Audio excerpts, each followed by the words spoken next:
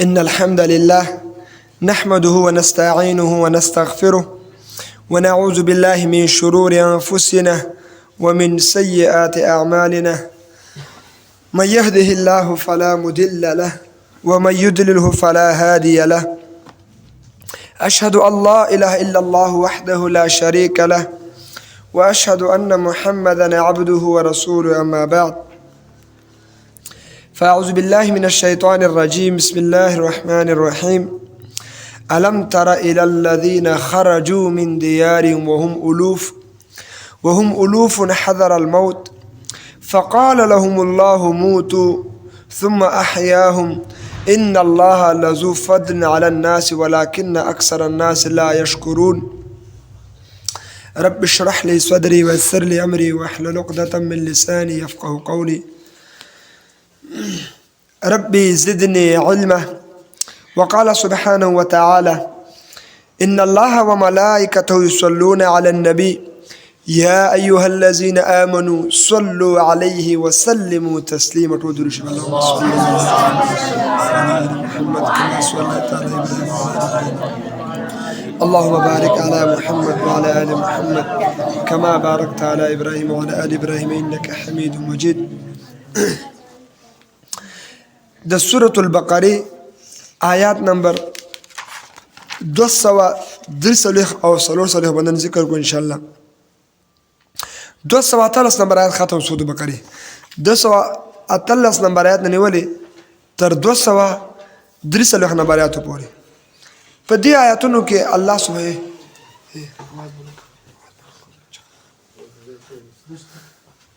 نو نن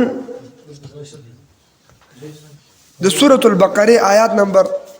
233 ده په دې آیات کې دا خبره ذکر کیږي چې الله سبحانه وتعالى د بني اسرائیل واقعي ذکر کوي چې ذکر کوي د بني اسرائیل واقعي ذکر کوي دغه بني اسرائیل چې کوم دي نو دوی راولګید او دوی د الله دین باندې عمل نه کولو لوجنه خپل کله پرې خو خپل نبی پرې خو دوی ته دا حکم شوی دی الله لخوانه چې تاسو راولګي او تاسو جهاد ته وځئ د الله دین لپاره جهاد وکړئ نو که تاسو د الله دین لپاره جهاد وکړئ د دین لپاره تاسو قرباني ورکړئ نو الله سبحانه وتعالى تاسو ته فتح درکړي نو دا خلک راولګید او دوی جهاد پرې خو د خپل کورونه پرې خو ټول وتښتېدل چې وتښتېدل نو جهاد چې کله پرې خو د ایست الله په دې باندې مغ راوست دوی جهاد نه ځکه پټېدل که موږ جهاد وکړو نو موږ مړه سو دا سوچ کوو نو الله پاک ورته وښودله چې ګوره کوم خلک چې جهاد نه کوي په هغوی هم زه مغ راولم الله فرمایي الله فرمایي د چا چې نیټه وخت پوره سي نو د دغه دا نیټه بیا نه مخکېږي او نه وروسته کېږي نو دې آیات کې دې نه بعد د جهاد حکم راځي هغې نه مخکې الله پاک د بني اسرائیلو دغه واقع دې لپاره ذکر کوي چې الله پاک موږ او تاسو دا ښیي چې ای مسلمانانو تاسو نه مخکې امت تېر شوی دی د بني اسرائیلو چې دغه خلک دوی د خپل د نبي خبره ونه منله د خپل د رسول او د پیغمبر خبره ونه منله د الله د دین لپاره قرباني ونه کړه کوم قوم کوم امت چې د الله د دین لپاره قرباني ورنه کړي دا قوم به الله ذلیله کوي تاسو خپل وګورئ کور کې چې مور او پلار دي چې دي مور او پلار ګوره هغه بچی نه ډېر زیات خوشحاله چې دا بچی د کور ضرورت پوره کوي د کور د حیا ورسره غمي د کور د خوراک او د څښاک ورسره غمي د کور د تربیت ورسره غمي دا بچی په مور پلار ګران او ګران نه خو دا کارونه چې ته کوې د پلار ضرورت پوره کې د مور ضرورت پوره کې د کور حاجات پوره کې نو خامخا مشقت به تیرې دیاړي به کې یا به کاروبار کې یا به نور مزدوري به کې پیسې به لاس راوړي چې په دې باندې د خپل کور هغه نفقه وچلیږي دغه رقم که ته د کور تربیت کول غواړي چې د کور د ښځو او د ماشومانو د ټولو تربیت وسي د هغوی صحیح روزنه کول غواړي نو دا صحیح روزنه نه کېږي مګر په چی باندې کېږي په علم باندې کېږي په چی باندې کېږي علم به حاصله او علم خو دومره اسانه شی نه دی لکه موږ او تاسو الحمدلله چې اوس الحمدلله خوراکونه پرېمانه ښه بجلي پرېمانه اوبه پرېمانه استادان الحمدلله. نن سبا علما دا خبر ذکر کوي چې ننګرهار چې ده دا د علم زانګو ده. چې ده ما ته کله کله خندا راځي ځکه زه په دې ننګرهار کې ما ډېر وخت ووتل ته ما غټه دوره هم کړې ده وړه دوره هم کړې ده. نو په دې ننګرهار کې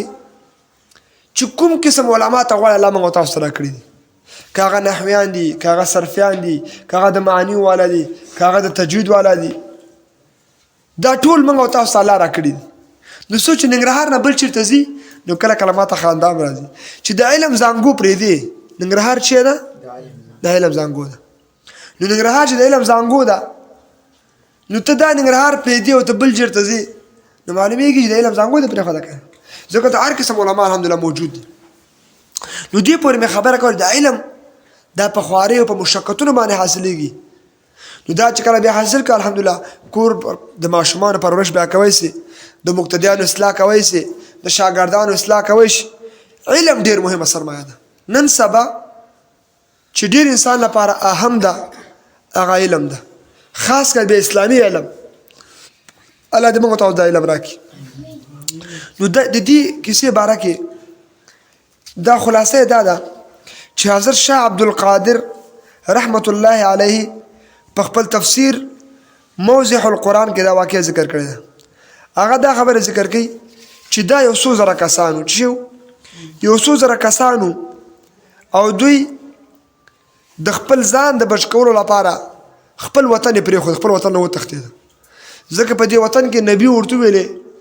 حضرت حزقیل علیه الصلاة والسلام ورته ویلې چې تاسو به کافرانو سره جنگ کوئ او تاسو به جهاد کوئ. نو دوی راولګېده او دوی د جهاد نه مخ واړه، جهاد یې پرېښود. دې باره کې قولونه ډېر زیات دي. یو قول دا ده چې دا خلک چې دي دا 4,000 کسان هم الوف، دوی 4,000 کسان. څو کسان؟ بل قول دا ده چې نه دا چې دي 8,000 کسان. بل قول دا ده چې 9,000 کسان. بل قول دا ده 40,000 کسان.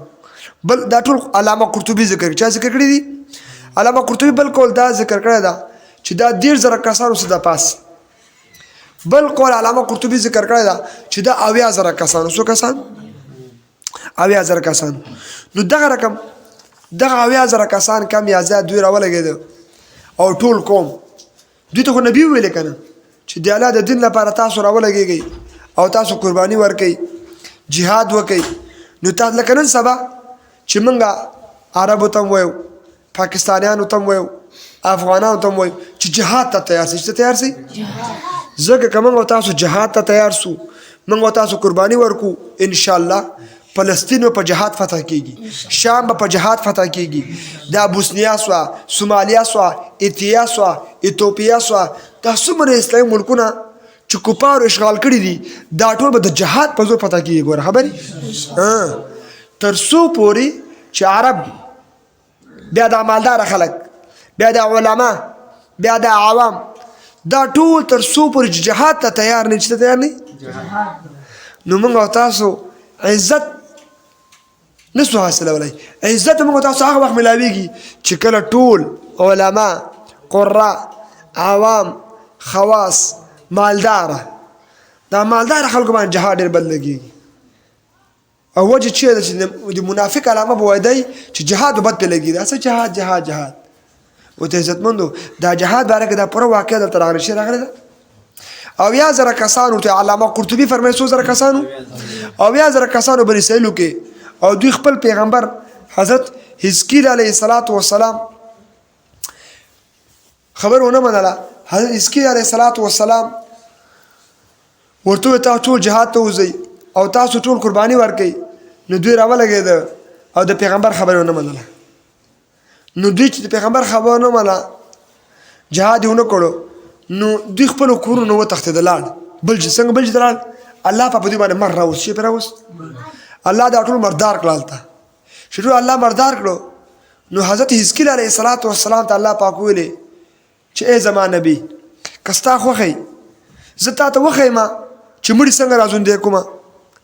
حزقیل علیه السلام چې الله ما ته وښیه. نو دا کسان چې کله مړه سو نو دوی باندې 7 یا 8 ورځې ووتې. څو ورځې پرې ووتې؟ او دوی جهاد پرېښو چې پرېښو جهاد یې پرېښو دا ټوکه الله مړه کړه وبا پرې راغله مرض پرې راغی مړه سو نو دوی وپړسېدل څه شو وپړسېدل او بد بوی یې کوو هیڅکې رسم چې کله ورته راغی ته ګوري مړي پراته دي او پړسېدلي دي او بد بوی کوي ځکه 8 ورځې پرې تېرې سوې څو ورځې نو حزقیل علیه السلام الله ته وویل چې الله دا راژوندي کړه الله پاک دا بیرته دې لپاره راژوندي کړو چې دوی جهاد وکړي خو چې کله الله دوی راژوندي کړو نو دوی په بدن کې بیا هم هغه بدبوی پاتې و چې پکې پاتې و چې کله دوی مردار سوي مړه سوي و که نه نو دوی بدن یو قسم بدبوی کوو چې کله بیرته الله راژوندي کړي دې لپاره چې تاسو بیرته هم د پیغمبر سره تاسو ملګرتیا وکړئ او د پیغمبر پر ملګرتیا کې تاسو کفارو سره وجنګئ او جهاد وکړئ نو دوی الله ته پس دوی به جهاد نه کوي که نه نو بدن کې بدبوی و حزقیل علیه السلام الله ته ویل چې الله دا واقعه تفسیر ابن کثیر هم ذکر کړی ده او دا واقعه تفسیر کبیر امام رازی رحمه الله هم ذکر کړی ده امام رازی په دې کې ډېر غټ بحث کړی ده خبرې ډېر زیات وضاحت کړی ده نو چې کله دا خلک بیرته جوړ سو نو دوی نه بدبوی به درته بدبوی به درته نو دا نبي راولېږه د الله ته سوال وکړو چې دوی نه بدبوی لري الله ورته دوی ته ووایه چې تاسو مخکې روغ وئ سلامت وئ جهاد مو نه کړه الله مردار کړي چې کړی الله مړه کړي بیا الله راژوندي کړي دې لپاره تاسو جهاد وکړئ چې وکړئ که تاسو جهاد وکړئ قرباني ورکړئ نو الله به تاسو فتح درکړي په ټوله دنیا باندې به تاسو دین حاکم انشاءالله او تاسو به دا بدبوی زه ورکړم نو دا بیا بوزدله سو چې شو دوی بیا جهاد ونه کړ چې بیا جهاد ونه کړ دوی کې بوی همدا رقم پاتې سو نن سبا که موږ تاسو یهودان وګورو یا نور کفار وګورو نو هغوی نه هم دغه بد بوی روان ده چېرته روان ده دا بد بوی په دوی کې ولې موجود ده دا ځکه چې دوی جهاد فی سبیل الله ترک کړی و د خپل نبي خبره نه منه نن سبا چې په ټوله دنیا کې مسلمانان ذلیله دي ځئ دا خو که تاسو چې قرآن مجید کوم تفسیر ته کوئ هغه مولوي صاحب تا لهجه لږ سخته ده یا تا لهجه لږ تیزه ده که نه بعضې خلک به دا خبرې وکړي مونږ ورته وایو مونږ خبرې پرېږده قرآن پرېږده احادیث پرېږده اجماع پرېږده دا هر شی پرېږده تاسو خپل لږ نظر وکړئ الحمدلله تاسو خاوندان د عقل وئ تاسو سره الحمدلله عقل سته تاسو الحمدلله شعور سته تاسو الحمدلله تجربه سته چې در سره سته وګوره په ټوله دنیا ته وګوره دنیا کې که ته وګورې په هر ملک کې څوک ډېر زیات ذلیله ده نن سبا هر ځای کې چې موږ تاسو وګورو عرب که څومره مالداره دي تیل لري پاکستان ایټم لري خو بیا هم ذلیله دي او که نه د پاکستان ذلت دا تاسو وګورئ ګوره دوی ایټم هم لري طاقت هم لري خو اوس پاکستان د امریکا په خبره په افغانستان باندې بمباري کوي په چا بمباري کوي دا ولې کوي دا د چا امر ده د امریکا امر ده د هغوی پاکستان د حکومت یادوم عوام نه یادوم عوام بېل خلک دي د پاکستان چې کوم حکومت د امریکا غلام ده نو امریکا چې کوم فرمان ورته رالیږي هماغه عملي کوي نو تاسو مې دا خبره کوله اوس پاکستان کې باید هلته ارزاني وایي هلته ګوره موټروې سته میټرو سته اویا کاله کېږي ډالر جمع کوي آبادیانې کوي دشتې آبادي کړي دي پسته خاوره پکې ډېره ده نفوس پکې ډېر ده هر شی پاکستان کې ډېر دي که نه ګوادر سره اوبو سره لګېده چې سره اوبو سره ګوادر دوی چې وګورې دوی چې کوم سمندر سره ټچ دي خبرې که چېرته افغانستان هلته ټچ وی که نه د افغانستان کرنسي به نن سبا $1 به په 6 یا 7 افغانۍ میلاوېده دومره ته به رسېده که داسې اسلامي حکومت وای نو دې پورې مې خبره کوي عزتمندو چې په تاسو ترکې یافته ملکان عرب څومره ذلیل دي نن سبا فلسطینیان وګوره داسې یهود ریبي او شیدانې عرب یې پوښتنه نه شي کوی چې داسې کوی نو ذلت نور څه شته وایي بېغیرتي نور څه شته وایي دا پیسې به زه څه کم دا زمن به زه څه کم دا شاګردان به زه څه کم دا مدرسه او دا جومات به زه څه کم چې زما قوم زما مسلمانان ورونه او خویندې چې هغه په شام کې دي په عراق کې دي په فلسطین کې په بوسنیا کې ریبل کېږي او قتل کېږي سره عام او زه د مثال په خسته ګاډو کې ګرځېږم یا ما ته خسته منصب میلاو چې والي شمه یا د جمعې بیان کوم چې ان الحمد لله نحمده ونستعینه او خې کرکړې پکې کومه نو دا جمعې بیان به زه څه کومه دا امامتي به زه څه کومه چې زما د نبي علیه السلام امت محمدي په درد کې او په خفګان کې او په ذلت کې روان دي او قتل کېږي 40,000 کسان اوس پر اسرائیلو شهیدان کړي 100,000 کسان نو دې پورې مې خبره ته کوم عزتمندو چې په دنیا کې که نن سبا بعضې خلک دا وایي چې ولایي تا خبرې سختې دي او یا ولا ته ډېر تیزي کوې ورته یې موږ پرېږده چې کوم قرآن موږ بیانو تفسیر هم د قرآن پرېږده موږ سره احادیث هم پرېږده علما پرېږده ته خپله سوچ وکړه په کوم ځای کې مسلمان عزت لري نن سبا چا سره چې د امریکا پاسپورټ وي یا د لندن پاسپورټ یا د کاناډا پاسپورټ وي په ټوله دنیا کې ګرځي بغیر د ویزې نه ویزې نه بغیر ګرځي چې نه بغیر ګرځي موږ او تاسو که عمرې ته ځو ویزه به لګوو که پاکستان ځو چې به لګوو پاکستان یې موږ ګاونډ کې ده ویزه به لګوې که د لندن پاسپورټ ته سره اچې ته بیا بس همسې ډایرکټ ګرځه ویزې مه لګوه دومره د کافرانو پاسپورټ دومره ترقي کړې ده په دنیا کې د امریکا ډالر د امریکا ډالر د چا ډالر د چا پیسه ده د امریکا د امریکا ډالر دی او د لندن پاوند دی او د یورپ یورو دی په ټوله دنیا کې نن سبا 3 سرمایه ډېره مخکې ده خبرې ابا زه چې ولا د کویت پیسه مخکې ده کویت پیسه دې لپاره مخکې کویت وړاکۍ مول ده هغه صرف امریکا چې ده عربان غولولي دي خبرې چې پیسې ورته 200 شپېتو ته رسولې ده دې لپاره کویت نه ایټم لري او نه دغه رقم بل څه طاقت لري نه کویت د اسلام دفاع کوي سي نه کویت د مسلمانانو حمایت کوي سي نه کویت د نبی علیه السلام د امت دفاع کوي سي نو ځکه د کویت سرمایه د جی آر سي جګه د هغوی لپاره خالي بس هېڅ پیدا یې موږ تاسو نه رارسي نو دې پورې مې خبره کوله چې نن سبا موږ او تاسو چې یو موږ او تاسو د ملکونو ته چې وګورو د کفارو ټول ملکونه چې دي هغه په طاقت کې دي په جوش خروش کې دي هغه د پاسپورټ نه معلومیږي او د پیسې نه نن سبا د کوم ملک عزت که ته غواړې چې وګورې نو د هغه ملک عزت په دې معلومیږي چې موږ او تاسو د هغه ملک کرنسي ته وګورو کرنسي معنی پیسې په څومره رتبه کې ده او دوم د هغوی پاسپورټ ته وګورو چې د هغوی پاسپورټ چې کوم ده دا په کوم مرتبه کې ده نو نن سبا موږ او تاسو که د پاکستان کرنسي وګورئ دومره کم ذلت سره مخ ده که د افغانستان کرنسي وګورئ موږ د امریکا یو ډالر او د موږ 80 افغانۍ څو افغانۍ موږ او تاسو 80 افغانۍ نو دغه موږ او تاسو ذلت ده که نه موږ او تاسو باید یوه افغانۍ وایي 80 ډالرو سره باید برابر دی خدای موږ او تاسو ذلت ده که نه ده دا تاسو منئ که نه منئ هر ځای کې چې زموږ حاجیان چې کله حج ته ځي یا دغه رقم زموږ چې کوم نور مسافر بار ملکونو ته ځي افغانان بار ملک ته ځي نو په ذلت باندې ځي څنګه ځي کچاکي ځي ځان یو ملک ته واړی په کچاکي پیسې ولګوي بل ملک ته په کچاکي ځي بیا مرد ته ځان ته ورکړي بعد یې پکې مړه سي بعد یې پکې هلته خراب سي قسمه قسم مشکلات سره مخ دي که نه دي مخ دا ذلت ده که عزت ده ذلت ده که نه په دې کې چا شک شته دومره ذلت سره موږ تاسو مخ دنیا ملکونه چې کله کینی امریکا او نیټو چې کله جمع کیږي چې مول باندې اټیک کوي اسلامي ملکونه څوک پوښتنه نه کوي پاکستان نه پوښتنه نه کوي ایران نه کوي افغانان خو په رسمیت بیخي څوک پیژني نه موږ خو بیخي څوک پیژني نه ترکیه نه څوک پوښتنه نه کوي عربونه نه کوي نو موږ او تاسو نه پوښتنه ولې نه کوي وجه دا ده چې موږ او تاسو کې هغه پاور نشته چې کوم پاور په صحابو کې په چا کې موږ او تاسو هغه مرتبه هغه حیثیت خپل لاس نه ورکړی چې کوم حیثیت الله موږ ته راکړی مسلمان خو هغه ته مسلمان ده چې کله دا په اسلام باندې برابري او مسلمان چې کله په اسلام برابر نه نو مسلمان بیا داسې ذلیل لکه نن سبا چې په ټوله دنیا کې مسلمان ذلیل ده نو دې پورې مې خبر کړو عزتمندو که د ما خبرې یا د قرآن خبرې یا د احادیثو خبرې لږ تیزې لګېږي دا خو موږ د مجبورۍ نه دا خبرې کوو دې لپاره کوو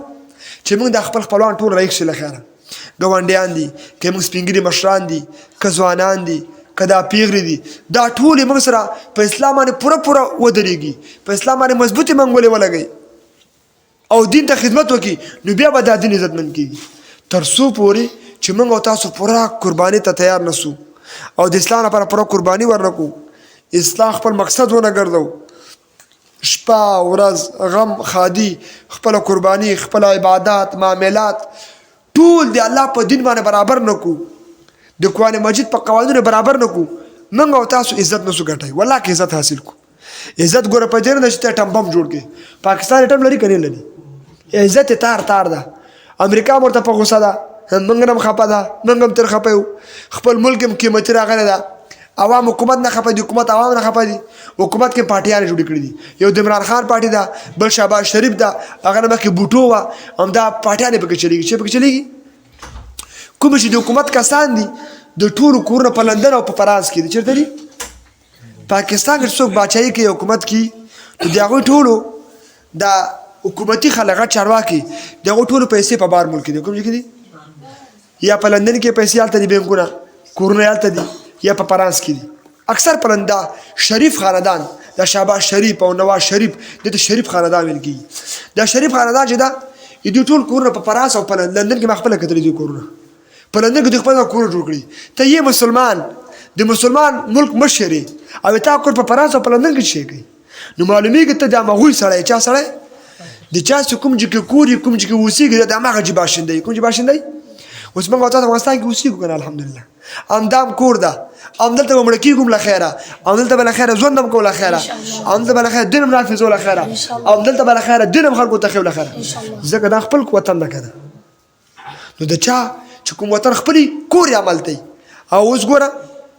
دا بعد هر مسافر لاړ دي که نه عربو ته مسافر شوي دي یا نورو کفارو ملکونو ته مسافري خلکو کړې ده که نه د چی لپاره کړی د پیسو لپاره خو دا خپل کورونه چیرته دي دلته دي بعض هلته ښځې او لورګانې او خورګانې بوتلې خبرې بعض هلته پاسپورټ لپاره او د پیسو لپاره ټول روان دي اوس پاسپورټونه جوړوي او دارنګه کفارو ته زارې کوي چې خیر د موږ درواله او دلته ملایان راغلي دي او د ملایانو حکومت ده او دا ملایان داسې دي او داسې هغه الفاظ ویلی نه شو دوی بیانوي د دې لپاره چې څنګه کفر راضي کړي څنګه امریکا ویزه ورته میلاو شي د کاناډا ویزه ورته میلاو شي د اتریش د اوکراین او دې ملکونو یو څو افغانان اوکراین ته لاړو چې لاړو اوکراین ته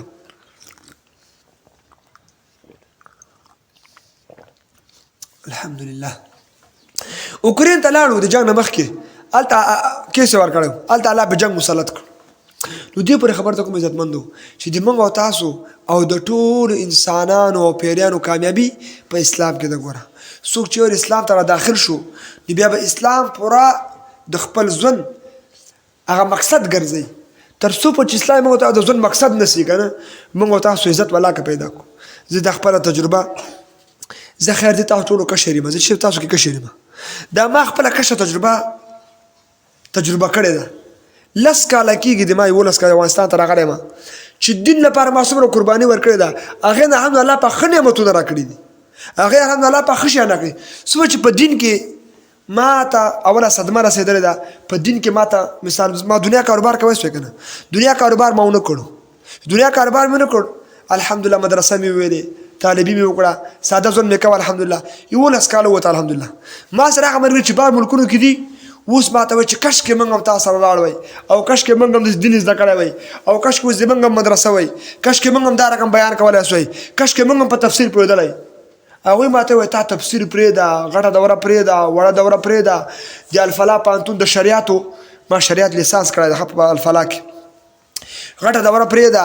دا نور بچیان راشي پرېږده وایي دغه تا ډېر غټ کمال ده چې افغانستان کې اوسېږي او ته پکې خوشحاله افغانستان کې اوسېږي او پکې څه زه قسم په الله داسې پکې خوشحاله یم که نه زه یم چې یا الله که ما ته مرګ لیکلی دې افغانستان نه مې مه باسه یا الله په همدې خړه خاوره کې په همدې ښایسته خاوره کې ځکه دا مې د نیکونو د غوړ نیکونو او دا د مجاهدینو خاوره پاتې شوې ده یا الله دې خبره ما مه باسه یا الله ما دا ډېر خبر نه کومه چې غوسې نه کوم نه دا خبر د شوق نه کوم د نه کومه او د محبت نه کومه او دا مې آرزو او تمنا ده چې الله دې ټول عمر څومره ژوند ما ته الله لیکلی دغه ژوند دې الله د خپل دین په خدمت کې قبول کړي او بیا هغه نه بعد الله ما توفیق راکړي چې د خپل افغانانو ته خدمت وکړم ځکه دوی موږ ته بچي رالیږلي دوی مې ستا موږ ته مدرسه جوړه کړې ده دوی زه امام کړی یم دوی زما بیان اوري او دوی ما سره هغه دین مني چې کوم اسمان نه راغلی ده موږ تاسو اسماني دین منو الحمدلله که نه نو چې اسماني دین منو نو دې خلکو ته مې درېیمه خبر په اړه کې دا ده چې د افغانانو ته خدمت وکړم او دا له خیر راجګ کړم مخکې ګوره 50,000 یا 80,000 طالبانو څو طالبانو امارت والا 80,000 چې ډېر سي 50 80,000 کسانو 80,000 امارت والا 20 کاله مقابله وکړه د چا سره امریکا سره 20 کاله مقابله چې کله وکړه اخر والعاقبة للمتقین الله تعالی فرمایي دا نیک انجام د چا لپاره متقیانو لپاره پرهیزګارانو لپاره نو دغه پرهیزګاران دغه متقیان چې کوم دي دغه امارت والو او امریکا الله چی کړه الله ذلیل علی شرموله عزتمندو دغه رقم تاسو ګورو بعض خلک دا وایي کنه چې ته موږ د موسی علی السلام واقعه مې ذکر کاوه موږ ته دا نه ورته قرآن دا واقعه چا ذکر کړی ده د ابراهیم علی السلام واقعه او نوم په قرآن کې 110 سوال راغلی یو سلو 10 الله پاک دا خبره ولې ذکر کوي یو واري بس وکنه سوري یو وارې د موسی السلام واقع به ذکر کړی وای، یو وارې به د ابراهیم السلام واقع ذکر کړی وای، د نوح علیه السلام واقع بشماره وارې قرآن کې ذکر کړی دا ولې د دې لپاره الله پاک ذکر کړی دا چې الله پاک د خلکو ته ښیي چې ګوره په تاسو باندې یو حالت راشي، په حالت کې فتنې چې پکې فتنې به پکې، دوکې به پکې، دجل به پکې، ښه به خلکو ته بد ښکاري او بد به ورته ښه ښکاري، رذیل به پکې مشر سي او عزتمند به پکې ساده او ملنګ او فقیر پکې ګرځېږي. هغه خلک چې هغوی سره به علم وي، هغوی سره به آسماني علم وي، هغوی سره به د ملت غم وي، هغوی سره به د ځوانانو غم وي، هغوی سره به د خپل د ملک د خاورې غم وي، هغوی سره به د خپل د اقتصاد غم وي، هغوی سره به د خپل د آینده د نسل غم وي. نو هغه خلک چې دي هغه دغه خلک دي چې نن سبا علما دي. نبي علیه السلام فرمایي چې دې خلکو د خلک په سپکه نظر ګوري، ځکه دوی د وطن خیر خواهي کوي، د ملت خیر خواهي کوي، د اسلام خیر خواهي کوي، د الله خیر خواهي کوي، د عوامو حتی د بوټو او د خاورې خیر خواهي کوي. ګوره او دې خلکو سره په بر سره ګوري که نه ګوري. مړه وایي تاسو ملایانو نه موږ نه خلاصېږو، همدا حلواګانو ته م کار ویلی ده، حلواګانې خورئ، او همدا مدرسو ته م کار ویلی ده. اول ما ته څو کسان راغلل ته تاسو مو ډېرې مدرسې شوې او دا مدرسې به څنګه سي، او دا خو مدرسې دي او ډېرېږي او څه ډېرېږي. ورته یې ګوره که ته دا غواړې موږ به خپله مدرسه ختمه کړو، خیره ته به ورته بم راخطا کړې، دا به وچاودې، ټمبه به پرې راخطا کړې، خپلو ملګرو ته به د رپورټ ورکړې امریکایانو ته کفارو ته چې دغسې مدرسه ده، دا به ته ومنې والوځې. خو قسم په الله که مدرسې نورې ختمې کړي د نه به د الله دین الله وعده کړې ده قرآن کې 3 وایي الله څومره وعده کړې ده؟ الله پاک نبي علیه السلام وعده کړې ده چې دا اسلام به ټوله دنیا باندې حاکمیږي. نو خبرې خپلې خبرې ته بېرته راځم. خبره مې دا تاسو ته کول چې غیرت ډېر ښه شی ده. شی ده چا که چې غیرت وي دې انسان وګڼله، کوم انسان چې بې غیرته څه بزدله څه دا انسان بیا توره نسي کوی. نو په 80,000 طالبانو امریکا سره جنګېدل، باګرام جیل ورنه ډک سو، کیوبا ته یې ویوړه. هغه وخت کې امریکا اعلان وکړ چې کله په افغانستان اټیک وکړي یو میاشت بعد بوش خبیث علیه لعنت بوش خنزیر دا اعلان وکړ چې افغانستان موږ فتح کړ، د طالبانو رژیم we have finished them، د طالبانو رژیم او حکومت موږ ختم کړ. دا خبره چا کړې وه؟ بوش خبیث کړې وه. او ګوره 20 کاله بعد بیرته الله پاک همدغه طالبان ګورې استاد یاسر نسته، شیخ اسامه نسته، دارنګه ملا محمد عمر نسته، د هغه شهدا مرګري نسته که نه، خو د هغه ورثه وګوره ټول افغانستان پنشیر یې مونږ. اوس پاکستان سره ډغرې وي، پاکستان ته چې وي پاکستان کو اټمي طاقت ده چې ده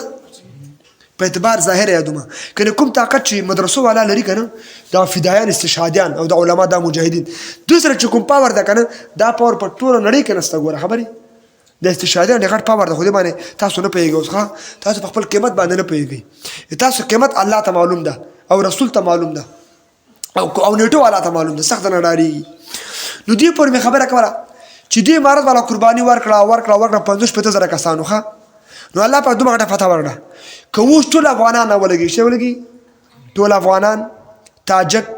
پښتانه مثال ازبک ترکمن او دا ټول لا جمع سره دا 240 میلیونه نفوس د افغانستان کې څومره نفوس ده 240 میلیونه په 1 میلیون کې 10 لک کسانی نو 240 ضرب 10 لک کسان راځي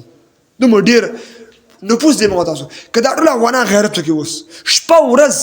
د ځوان مقصد قرآن وګرځي مونږ په جمع سره جمعهتونه ډک لخيره روزي او عبادت تهجد تلاوتونه او ټول جهاد ته تیار سي قسم پالا د افغانستان خلک سب د افغانستان پاکستان نه منو مثال بنگلاديش پرېدا ایران پرېدا ترکیه پرېدا عرب سب د افغانستان خلک او دوی مسلسل قرباني ورکړي دغه 200 میلیونه خلک دوی قرباني ته تیار شي لخيره نو دغه افغانان والله بالله چې په ټوله دنیا باندې دوی بچي کې قسم پالا چوي کی اواره کو نه سب یو بچي ورکړي یو بچي وکړي چې بچا تم د الله رضا لپاره قربان کړي دا بچي به الله سلامت راولي والله چې عراق هم فتح سي شام هم فتح سي او نبی صلی الله علیه وسلم چې اخر زمانه کې افغانستان به خراسان جوړيږي چې جوړيږي د امام مهدي کار چکیږي امام مهدي په عربو کې کمزور ہے ښه افغانستان او خراسان نه بخلک ورځي افغانستان د خراسان نه خاص د خراسان نه امدغه افغانان بل خیر جګي ام دوی بل خیر ټول دنیا د الله دین رسېږي سبیلنا دغه ته توجیه مضمون ځان په کې مضمون باندې تاسو جذبات د الله خپل دربار قبول او منظور کی دغه جذبات چې دي کنه د هغه مرتبه سره انسان رسي. نو دې پورې مې خبره کوله چې دا څومره افغانان دي اوس او دا اصل د افغانستان خلک ته یادومه چې په دوی کې حقیقي غیرت پاتې شي به راسي. خوبونه پرېږدي، خوراکونه پرېږدي او د امریکا غلامي پرېږدي. د امریکا غلامي دا ده چې ډالر ته خوشحاله کېږي. ډالر چې اوس افغانستان ته راځي موسسې اول نمبر به دا موسسې بندې شي. موسسې موږ نه غواړو، موږ ورته الحمدلله له لوږې نه مړه کېږو. موږ روزي رسان څوک ده؟ د الله بندګانو چرګانو ته رزق ورکوي، مرغانو ته رزق ورکوي. نو ما تا ته به نه راکوي. تاسو خپل مشران د سپین ږیري چې ما بیانونه اوري د سپین ږیرو ته معلومات کېږي. دوی ویل چې موږ ته به جواری او ډوډۍ نه پیدا کړي. چې به نه پیدا کړي جواری او ډوډۍ به نه پیدا کړي. دا هغوی الحمدلله ژوندي پاتې کړه. نو موږ او تاسو په دومره پرېمانه خوراکونو کې په دا دومره څومره کانالونه جوړ کړو. کوشتپې کانال وګوره، دا نور کانالونه جوړېږي. څومره بجلۍ پراخه ده، اسباب پراخه دي. هر ملک سره مثال سفارتونه خلاص شوي دي. ایران سره سفارت خلاص ده، تیل هغه نه راځي. روس سره خلاص ده، چین سره خلاص، پاکستان سره خلاص ده. اوس له لوږې مړه کېږو ولا کم نه شو. نو دې پورې مې خبره کړو عزتمندو چې موږ او تاسو ټول افغانان اوس قرباني تیار شو. له خیره په ټوله دنیا باندې موږ داسې بادشاهي کوو لکه نن سبا چې اسرائیل خبیثان په ټوله دنیا باندې بادشاهي کوي. په ټوله دنیا باندې څوک بادشاهي کوي؟ اسرائیل کوي. ولې کوي؟ هغوی قرباني ورکړې ده، هغوی خواري کړې ده، هغوی محنت کړی ده، هغوی خوبونه پرېښي دي، خوراکونه پرېښي دي، سهولتونه. کوم انسان چې سهولتونه غواړي، خوراکونه غواړي، پیسې ډېرې، دې انسان کې بې غیرت نه پاتې کېږي. نه پاتې کېږي. تاسو وګورئ اکثر چې کوم خوشپرسته انسان هغه بې غیرت دی. غیرت بیان نشي کوی. غیرتمند هغه انسان چې زیږ پیږي او کار یې دی چې کله مثال جهاد ته ځي، کله تبلیغ ته ځي، جمع ته په ټیم سره راځي. یو بچی شهید سوی، یو بچی امارتي، یو بچی په تحریک کې، یو بچی الحمدلله مولای، یو بچی دیاړي کوي او بل بچی ماشاءالله کور کې ببرشیر غوندې ګرځېږي. دې خلکو ته وکړه.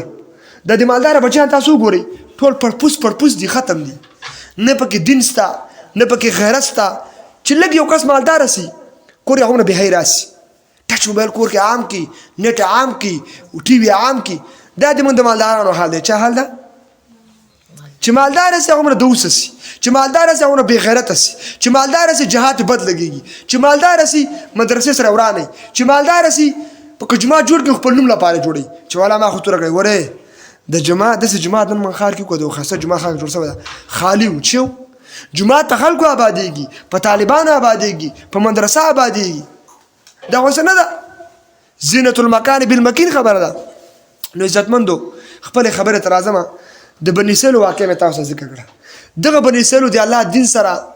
غداري وکړه، د الله دین لپاره جهاد ونه کړ. نو بني اسرائیلو الله پاک دین واخیسته. چا ته یې ورکړو؟ امت محمدي ته یې ورکړ. تاسو ته الله دین درکړ. چا ته ورکړ؟ عربو ته الله دین ورکړ. عربو یې قدر ونه کړ. عربو نه الله راواخیست دیوبند ته راغی. دیوبند علما الحمدلله دیوبند کې قدر کېده. اوس پاکستان او انډیا والا مسلمان هم بې غیرته شو. چې هغوی بې غیرته شو، هغوی نه الله دین واخیست. اوس افغانستان ته دین راغی. کوم دین راغی؟ اوس الحمدلله د ننګرهار کې خلکو به وخت کې ویلې په افغانستان کې چا ترجمه نه پېژنده. څه نه پېژنده؟ د قرآن هېڅ چا نه پېژانده. دا رقم دا کتابونه کنز شو، هدایه شوه، خلاصه شوه، بخاري شو. دا خلاصه خو پېژنده، خلاصه وړاندې کتاب ده. بخاري او مسلم دا سیرت دا خلکو نه پېژنده. دا شیان بیخي د سره عادت نو. اوس الحمدلله دا چې کوم افغانان زموږ خبره دا غیرو ملت ده، دا غیرتي ده، د شملو والا کوم خلک دي دا به له خیره موږ سره تیارېږي انشاءالله. دا به یې موږ د سر پټکۍ زموږ سر تاج به یې له خیره موږ به دنیا یو قدم مخکې یو له خیره او دوی به موږ سې وږه په وږه ولاړي او موږ به له خیره امریکا ته هم چیلنج ورکوو چې لاز اخلاص توره د تیره کوپر ته هغه ورکوو، چیلنج ورکوو، تحدي به ورکوو چې لاس اخلاص تو بس ده. موږ ډېره اسلام سره بې غیرتي وکړه، موږ ډېر دا ذلت قبول کړل، موږ ډېر خوبونه وکړه، موږ ډېره امامتي وکړه، موږ ډېرې مدرسې جوړې کړې، موږ ډېره هدایت نحوه، صرف، اصول، معنی، منطق، تفسیر، علوم الحدیث دا موږ ډېر زیات ویل. بس څه نور موږ علوم هم ډېر دي الحمدلله، زموږ بچي هم نور ډېر دي الحمدلله، شاګردان هم ډېر دي الحمدلله. اوس له خیره موږ یهودو تاسو نه انتقام اخلو له خیره. تاسو نه به له خیره اول نمبر کې له خیره فلسطین ازادو له خیره، بیا به له خیره عراق ازادو له خیره، بیا به له خیره شام ازادو له خیره، او بیا به څنګه ګاونډي پاکستان هم ازادو له خیره، او بیا به له خیره ایران هم ازادو له خیره. قسم په الله چې ګورې افغانانو یې ګورې دا کوم دین چې تاسو ته، کوم قرآن چې تاسو ته راغلی ګورې دا ډېر غیرتي دین ده. ګوره چا چې په دې دین باندې غیرت وکړ الله په دې انسان باندې غیرت وکړي، او چا چې دې دین سره بې غیرتي وکړه بزدلي وکړه او ډارنس او کور کې ناستو قسم په الله که ترو کې کور کې به څه شی کې خسته خسته خوراکونه به کې او چی به ډکې ګټر به ډکې ګټر موږ او تاسو نه والله بالله دا غواګانې او میخې او کټیانې ښې دي دا غوا او دا وزې او دا نور کوم څاروي دي دوی چې کله واښه وخوري چې وخوري واښه نو خوشۍ استعمالېږي که نه خوشۍ چې مثال پیدا کوي خلک مثال خرڅوي او سر هم ته جوړوي هغه مې او د انسان ګندګي خو چې کوم چې پیدا شوه وایي دا ماشوم دلته دا ګندګي کړې ده او ماشوم ته په غوسه خپل ځان باره کې سوچ نه کوي چې تا خېټه کې اوس څومره پراته وي زموږ اصلیت دغه دی عزتمندو که ملایان هم یو دومره کمزور یو که کاریان هم یو دا رقم یو که مالدار هم دي دا رقم دي که ټول یو رقم یو ټول څه شو موږ دا نه وایو چې موږ ملایان یو ولا چې د ملایانو حکومت راغی په تاسو باندې ځان جګړو نه موږ تاسو خادمان یو تاسو موږ ته خپل بچي رالیږلي دي تاسو مثال موږ سره ولاړ وئ دغه اسلام الحمدلله موږ نه مخکې تاسو منلی چا منلی دا خو تاسو دین ده الحمدلله دا خو تاسو مذهب ده حنفي مذهب الحمدلله دا مدرسې خو تاسو جوړې کړې ده الحمدلله د جماعتونو ته جای خالص بابا وقف کړی ده الحمدلله الله دې ته اجر ورکړي الله دې خالص بابا قبر باندې رحمتونه نازل کړي الله دې قبر ورته د جنت د باغچونو باغچه وګرځي څومره ښایسته فامیله جوړه کړې ده ګوره دې ته رهبر وایي دې ته مشر وایي ګوره ښه مخلص مشر دا رقم نو دې پورې مې خبره کړه عزتمندو افغانانو ځوانانو خاص کر ځوانانو ته وایم ګوره ښه چې راولګېږئ له خیره نور د الله په دین باندې غیرت له خیره بس ته ورته نیټ نور نه استعمالوم ولا که ورته لندن ته لاړ شمه د لندن د امریکا د کاناډا پاسپورټ باندې تو لعنت نه منم د امریکا پاسپورټ په بلی و دا پاسپورټ موږ د امریکا څه کړو دا پاسپورټ موږ د ذلت ژوند د قسم په الله دی کوم لندني چې وګورئ والله کې کور کې ښایي موږ دا خبره نه کوو بعض خلک به دا ماته وایي چې تا لندن کتلی ده اوس دا خبره موږ ته کوي موږ هم ګورو ورته ما کتلی ده خو د هغه چې حقیقت ماته معلوم شوی شی معلوم شوی ده حقیقت ماته معلوم شوی ده نو ځکه تاسو خیرخواهي کومه والله بالله تاسو خیرخواهي لپاره لګوم شپه ورځ ته ناست یم ګوره ښه کاروبار کوی سمه ښځه بېرته لندن ته تللی سمه هر کار کوی سمه خو نه کوم ولې ما سره تاسو غم ده ما سره د اسلام غم ده ما سره د افغانستان غم ده ما سره د خپل ځوانانو غم ده ما سره د خپلو پیغلو غم ده والله بالله د خپل لورګانو دا ټولې ما لورګانې او خویندې غوندې دي ګوره خبرې نو خدای ته وګورئ چې کله کور نه وځئ دا پیغلې شنه چادري اغوندئ حیا کې راوځئ د خپل پلار او د ورور او د خپل قبیلې غیرت خیال خو ساتئ ده که باندې روزي په لاره خبرې کوئ اخوا دېخوا دوکانو کې ګرځئ کور نه اجازه نه اخیستې کومه ښځه چې د خپل پلار او د میړه اجازې نه بغیر راوتي کور نه په دې ښځې باندې الله لعنت راورېږي چا لعنت الله اکبر د الله لعنت وروړکه شی مه ګڼئ خلکو قسم په الله همداسې راګیر کړي لکه څنګه چې الله پاک دا یهودان راګیر کړه دوی جهاد پرېښوده جهاد له وجې وتښتېدل نو همدغه یهودان بیا الله دومره ځلې الله پاک ونه آسماني دین واخیسته او نبي علیه السلام او موږ ته یې راکړو اوس موږ ته دا دین الله راکړی دا نعمت ده که نه و دغه نعمت باید موږ تاسو ځان سره مضبوط ونیسو او دغه نعمت چې کوم مطالبات دي کومې غوښتنې دي هغه باید موږ تاسو پوره کړو او موږ تاسو باید دې باندې پوره عمل وکړو چې وکړو پوره عمل وکړو که پوره عمل ونه کړو دنیا کې ورځ په نور هم ذلیله کېږو پیسې به هم ډېرېږي ګیس به هم ډېرېږي بجلۍ به هم ډېرېږي مدرسې به هم نور هم ډېرېږي مدرسې هم ډېرېږي طالبان هم ډېرېږي علما هم ډېرېږي قاریان هم ډېرېږي تاسو بچیان به هم ډېر غم مه کوه ورته خو دته سردرد به شی به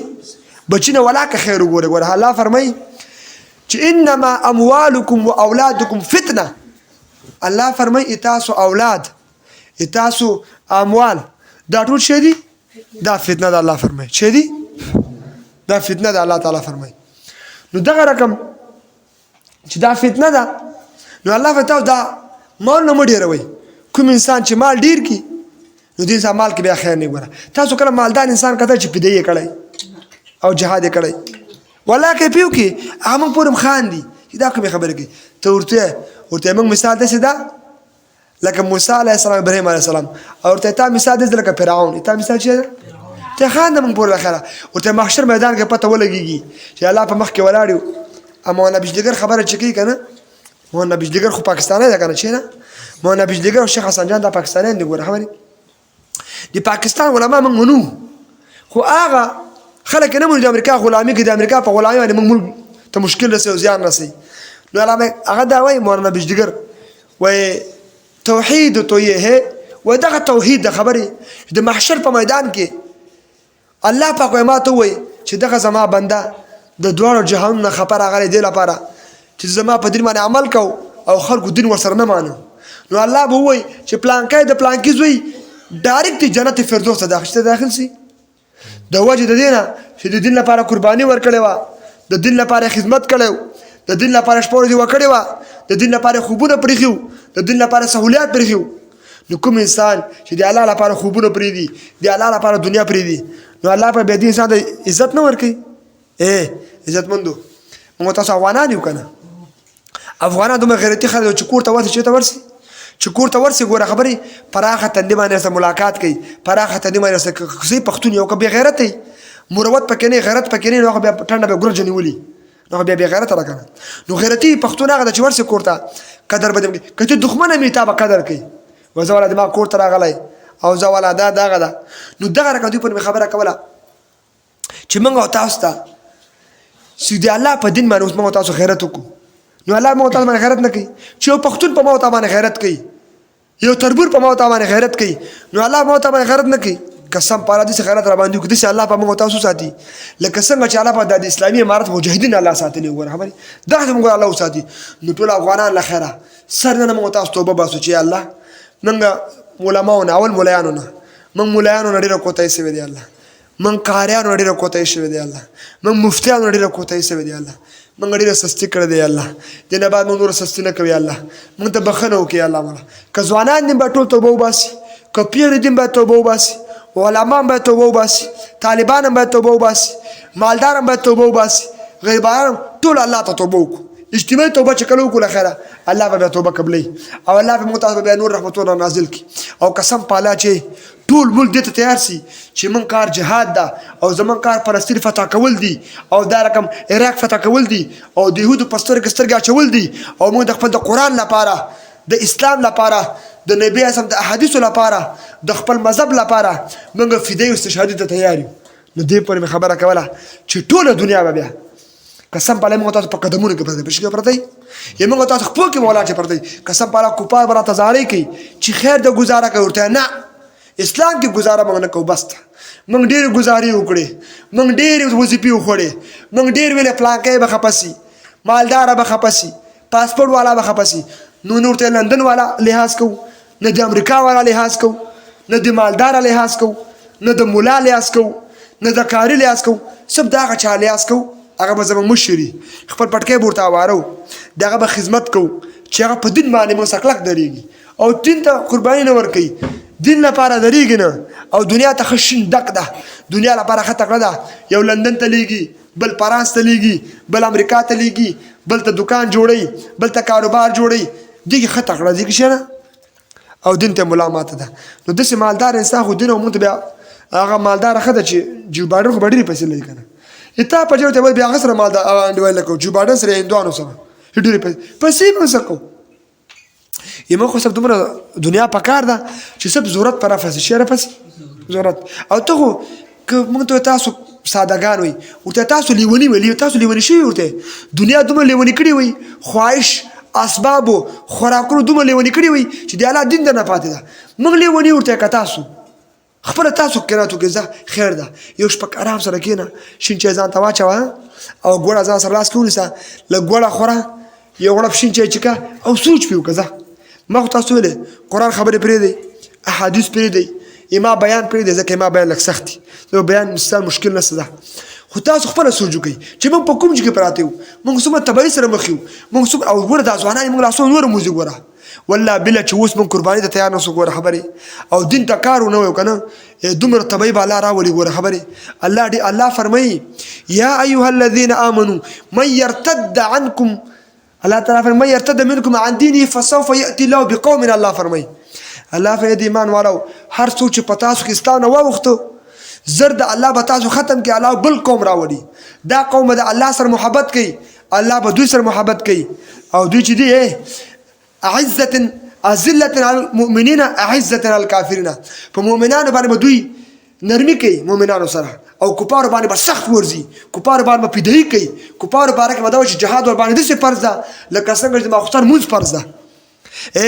ويجاهدون في سبيل الله او دا کسان د الله لپاره جهادونه کوي د الله لپاره به جنگيږي د الله لپاره به غزاګانې کوي د الله لپاره به فدای کوي بیا الله تعالی فرمای ولا يخافون لومة لائم او دغه زما چې کوم خاص بندگان الله فرمای د دې زما طاقت ورکما دا به د هیڅ ملامتګر د ملامتیا نه ډاریږي د مالداري به نه مني د مشر به مشرتابي نه مني د عزتمن انسان چې ځان ته عزتمن په ظاهره چې پاسپورټونه شپږ لرمه په لندن کې شپږ بچیان دي اته د پاسپورټو لحاظ به نه کوي پاسپورټو به تو لعنت وای مال ته به وای چې دا فتنه ده مال شه نه دومره مال بسته چې هغه سب ضرورت پوره کیږي الله دې موږ تاسو راضي شي الله دې موږ ته دوه درود شریف اللهم صل على محمد وعلى ال محمد كما صليت على ابراهيم وعلى ال ابراهيم انك حميد مجيد اللهم بارك على محمد وعلى ال محمد كما باركت على ابراهيم وعلى ال ابراهيم انك حميد مجيد يا الله مولا سمو له سمو ورد يا الله زمون عمل کې راولي يا الله زمون عقیده کې راولي يا الله یا الله مولا موږ په سي اسلام باندې پوي کې الله مولا موږ دا ماده پیدا کې الله چې موږ قران باندې ځان پوي کو یا الله بیا قران باندې عمل وکړو یا الله مولا اسلام زموږ مقصود وګرځي یا الله اسلام زموږ محبوب وګرځي یا الله مولا یا الله ول موږ خپل په قران باندې برابر کې یا الله مولا بیا زموږ ټول علما په قران باندې برابر کې یا الله مولا ټول عوام په قران باندې برابر کې یا الله مولا ټول مسلمانان او خزي مشران کشان مالدار غریبان ټول په اسلام باندې برابر کې یا الله مولا موږ ټول یا الله دعوت تبلیغ کې ولګي یا الله مولا موږ درس تدریس کې استعمال کې الله مولا موږ ټول د قرآن مجید خادمانو کې ولګي الله مولا موږ ټول په جهاد کې استعمال کې الله مولا موږ ټول یا الله مولا دې ته آماده کې چې د امام مهدي لښکر د افغانستان نه تیار کړو الله مولا دغه مشران سپینګری تیار کړي الله مولا د ځوانان تیار کړي الله مولا زموږ د پیغلو یا الله د ملالۍ غوندې نیکی پیغله جوړ کړي الله مولا بی مریم غوندې نیکی کړي الله مولا د خدیجه غوندې نیکی کړي الله د عائشه غوندې نیکی کړي الله زموږ ځوانان د سکه لکه خالد بن ولید غوندې الله مولا د سکه لکه صدیق اکبر غوندې الله مولا د ابو دجانه غوندې کې الله د ابو هريره غوندې کې الله مولا یا الله مولا همیشه د الفاظ نصیب کې چې الله